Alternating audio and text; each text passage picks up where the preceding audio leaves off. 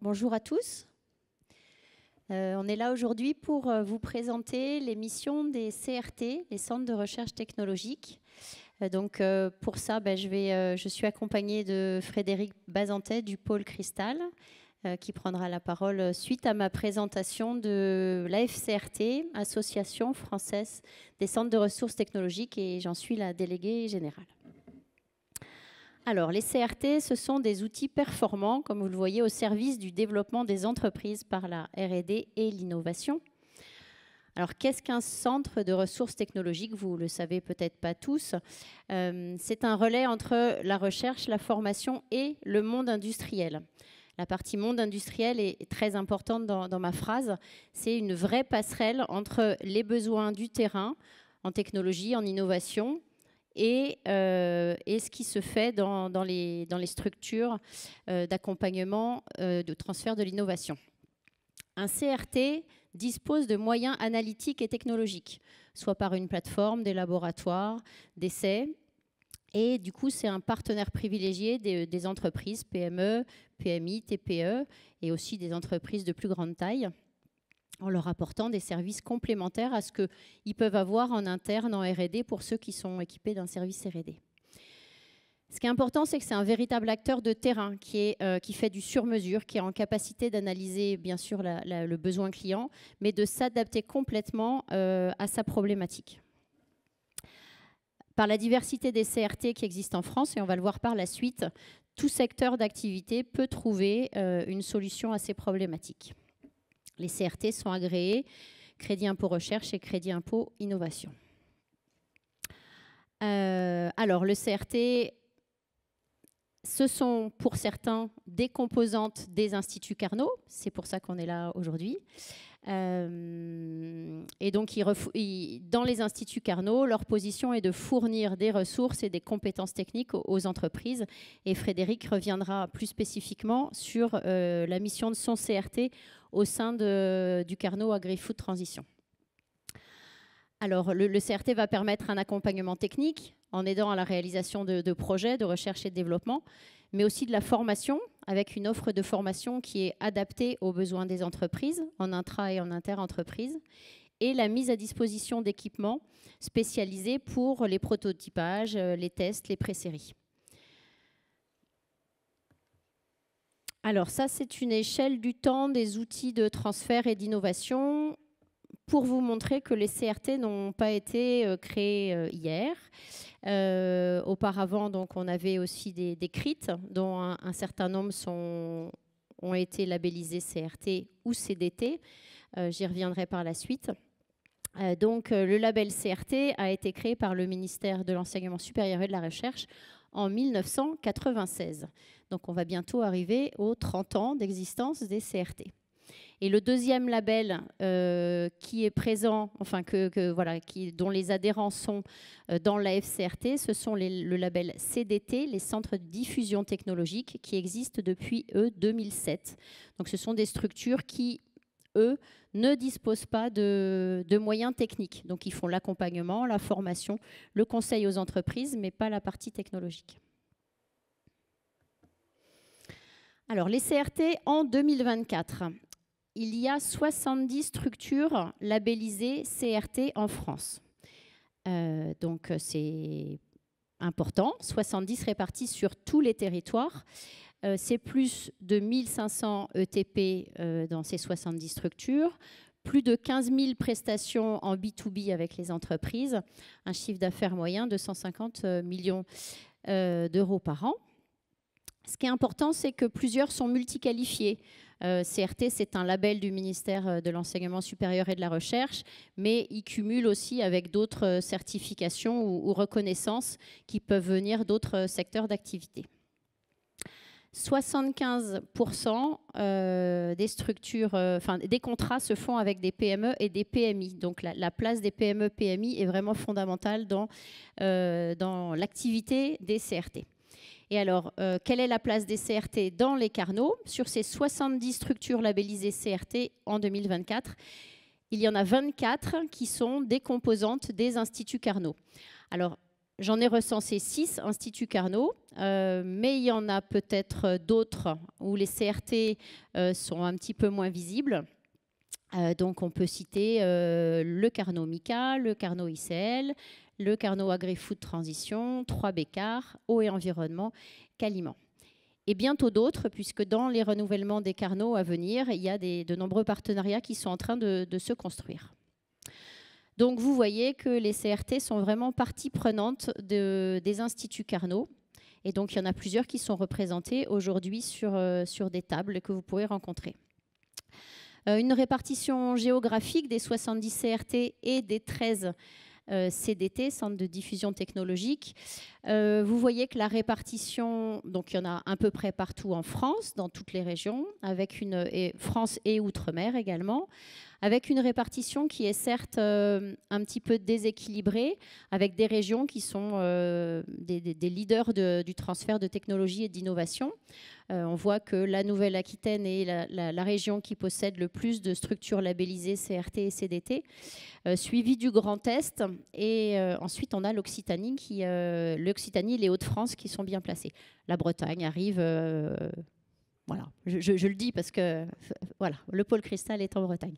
En tout cas, pour vous dire qu'il y a une répartition territoriale, donc si vous êtes des entreprises, quelle que soit votre localisation en France, vous pouvez trouver un CRT ou un CDT près de chez vous. Et si, comme les CRT sont thématiques, s'ils ne sont pas sur les thématiques qui sont les vôtres, comme on est un réseau à la FCRT, en fait, n'hésitez pas à faire appel à nous et on vous met en relation avec les structures qui sont sur vos champs de compétences. Donc là, vous voyez nos domaines d'activité stratégique. Donc, enfin, ce sont les domaines d'activité stratégique des CRT, hein, pas de la FCRT, mais on regroupe toutes ces compétences-là. Donc, avec des approches multisectorielles et la capacité de travailler en réseau. On est avant tout un réseau de professionnels à la disposition des laboratoires de recherche et des entreprises pour répondre au mieux à vos réponses. À vos questions, pardon. Avant de passer la parole à Frédéric, vous posez peut-être la question où se situe l'action des CRT dans l'échelle des TRL. On se situe en fait au milieu de l'échelle des TRL, à la frontière entre ce qui sort des laboratoires, donc à partir de TRL 4 jusqu'à 6 et parfois 7, où on transfère au niveau du monde industriel. Donc ces partenaires et ce partenariat CRT industriel est très, très important et c'est un rouage important du transfert de technologie vers les entreprises. Frédéric, voilà, Frédéric du pôle Cristal. Merci. Un des adhérents de la FCRT. Également, oui, tout à fait. Donc bonjour à tous. Alors je vais vous dire quelques mots rapidement sur le pôle cristal. Je n'ai pas besoin de vous expliquer du coup le positionnement de CRT. Je pense qu'il a été très, très clairement exposé. Juste peut-être parler des thématiques sur lesquelles on travaille. Donc le pôle cristal est spécialisé dans tout ce qui est lié aux échanges thermiques, à la thermodynamique appliquée. Donc que ce soit le chaud, le froid.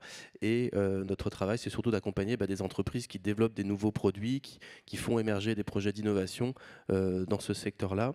Notre approche n'est pas sectorielle, mais plutôt technologique. On intervient dans un certain nombre de secteurs, comme le secteur du bâtiment, tout ce qui est alimentation, santé, cosmétique, mais aussi l'industrie du transport, la défense, les mobilités. Donc vous voyez, quelque chose d'assez large, parce que nous, notre point d'entrée est plutôt technologique. Donc on intervient aujourd'hui, c'est vrai qu'en tant que membre de la FCRT depuis de longues années, et CRT aussi depuis 2011, alors pas depuis 96, parce que 96 j'étais un petit peu trop jeune pour diriger un CRT, mais en tout cas depuis longtemps intégré dans cette démarche-là, d'être au cœur du transfert de technologie, en partenariat à la fois avec les instituts de recherche académiques et au partenariat au quotidien avec les entreprises. Donc aujourd'hui, l'idée, c'était d'illustrer quelques objets sur lesquels on peut être amené à travailler. Vous voyez, ça peut aller de la machine frigorifique, les stockages de chaleur ou de froid, des petits objets aussi avec des choses plus dans le monde de la réfrigération, toute la problématique des fluides frigorigènes qui est au cœur des systèmes de transfert de chaleur aujourd'hui. Un gros sujet emballage aussi pour nous, et puis des composantes plus, on va dire un peu plus théoriques autour de la modélisation qui sont illustrées par le schéma que vous voyez là-haut. Et donc pourquoi on parle aujourd'hui? On est donc membre d'un institut Carnot, ou composant d'un institut Carnot, qui est l'Institut Carnot Agri-Food Transition. Vous voyez ici illustré les 17 équipes de recherche, dont 8 centres techniques, dont la plupart sont labellisés CRT, qui composent cette équipe-là, cette équipe qui est chargée de travailler sur l'évolution vers une alimentation plus durable, autour de plusieurs thématiques, hein. Donc on retrouve le côté sécurité sanitaire, qualité des produits. Bien sûr, c'est quelque chose dont on n'est pas question de se départir, donc on doit continuer à améliorer ça. Il y a l'aspect haute efficience écologique, hein, et donc que ce soit l'agri, l'agro, mais aussi l'aquaculture, par exemple.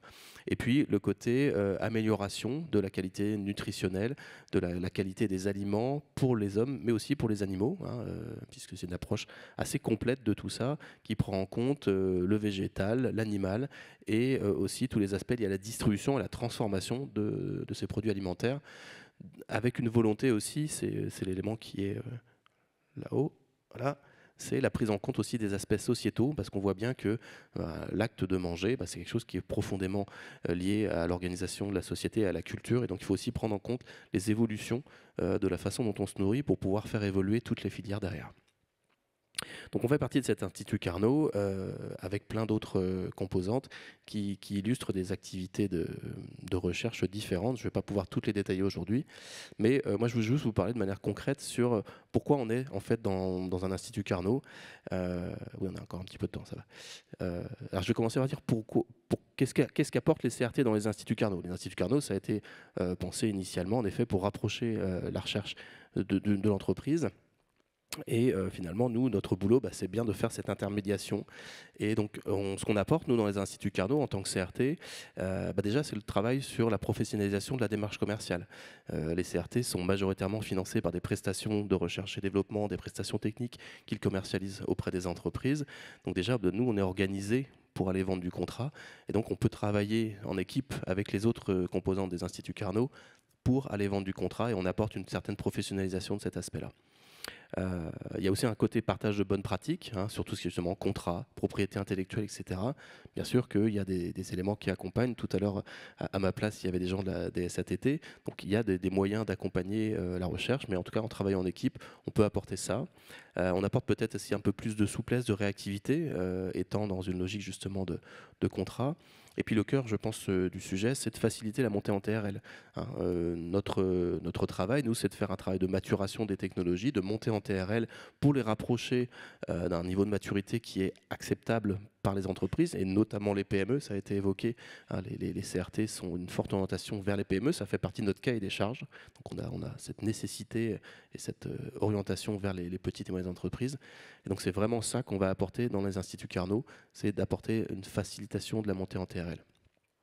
Et puis dernier point, qui est un point pratique, mais qu'il ne faut pas négliger, c'est que pour être un institut Carnot, il faut faire au moins 10% de son chiffre d'affaires en recherche contractuelle. Et c'est vrai qu'en général, les CRT ont un ratio qui est bien plus élevé que ça, donc ça permet aussi d'équilibrer les choses et d'atteindre les objectifs fixés par l'ANR. Donc ça, c'était qu'est-ce qu'on apporte, mais qu'est-ce qu'on en tire? Bien entendu, il faut que ce soit mutuel, il faut qu'il y ait un bénéfice qui aille dans les deux sens.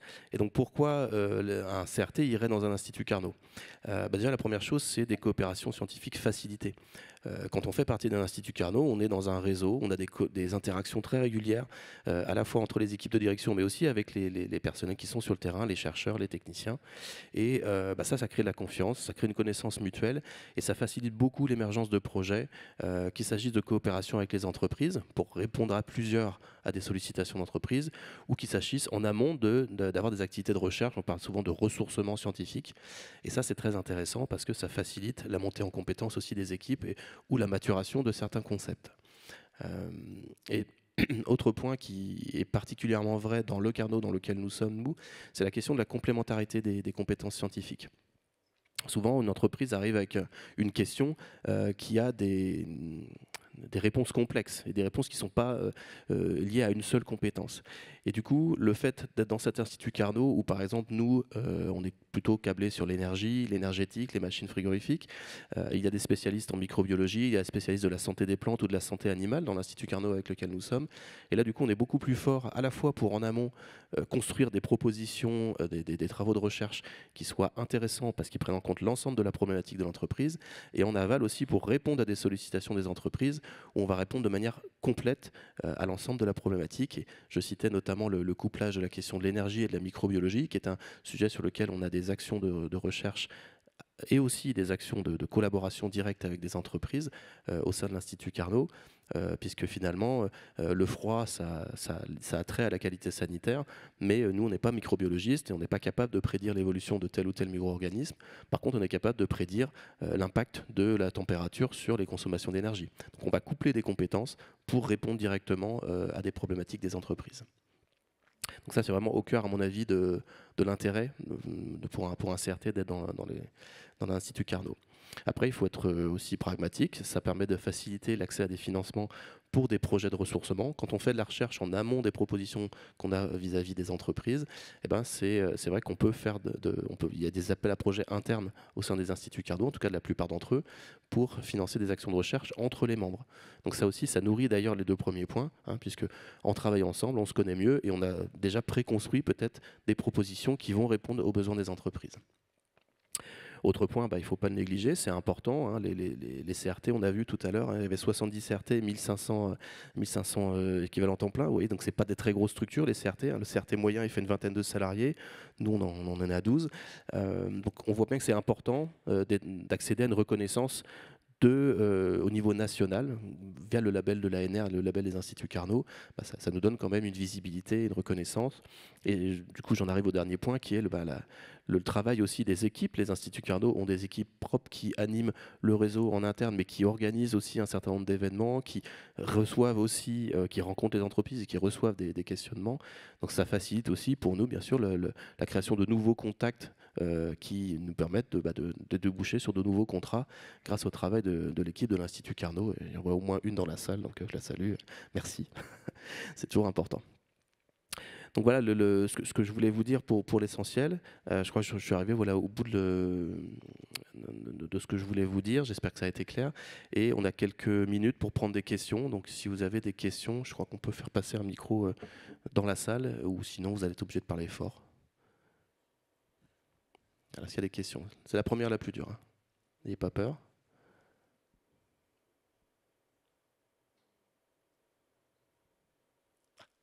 Allons-y.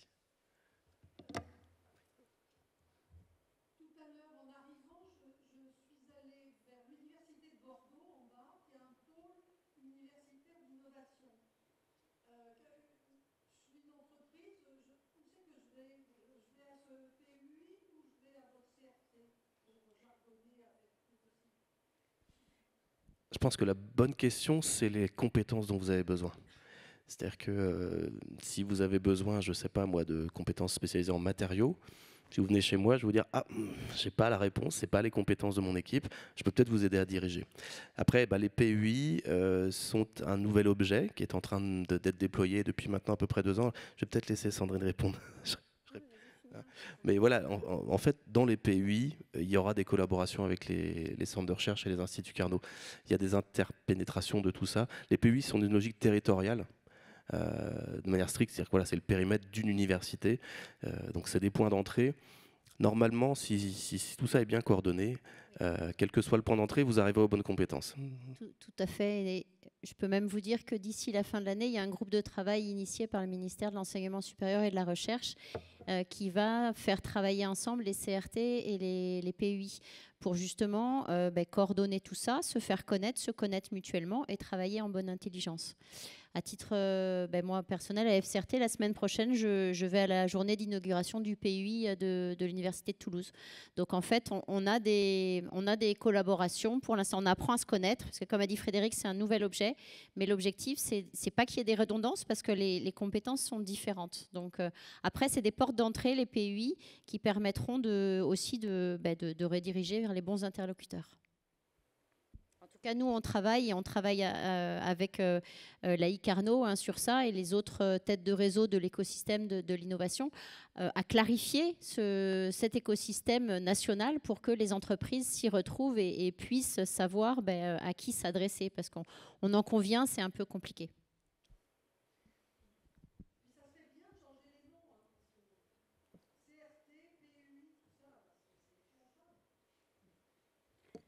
Ça, c'est la France, non? Est-ce qu'il y a quelqu'un de l'ANR dans la salle qui peut répondre?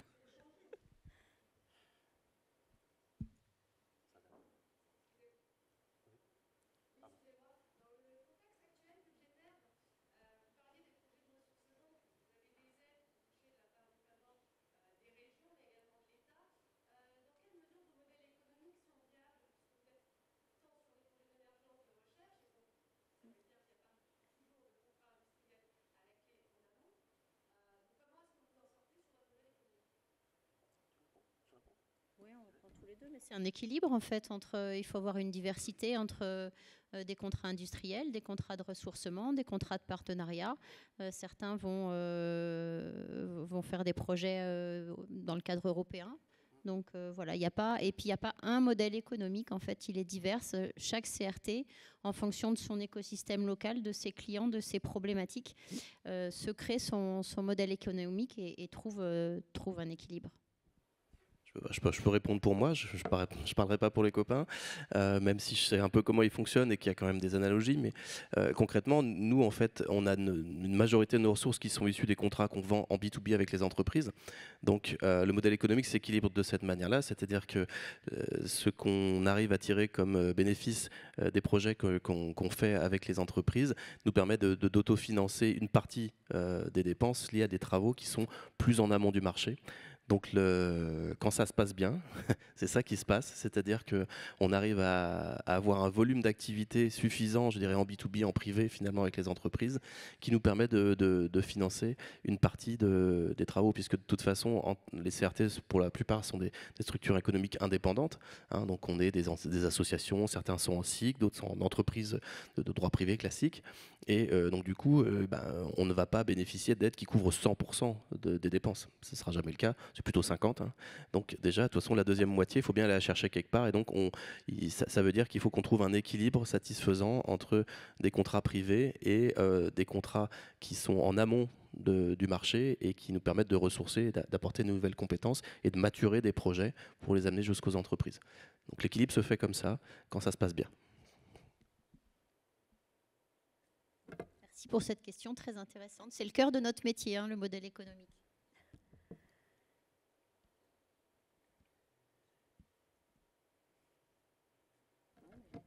On est pas mal, il reste 2 minutes 30, on a tenu l'objectif de timing. Il reste encore peut-être la place pour une question, si quelqu'un se pose encore des questions. Sinon, bien entendu, de toute façon, Sandrine et moi, on est à l'étage du dessous, on a notre petite table et on est à votre disposition pour approfondir la discussion dans la journée. Merci. Ok, écoutez, je vous souhaite une bonne fin de journée à tous.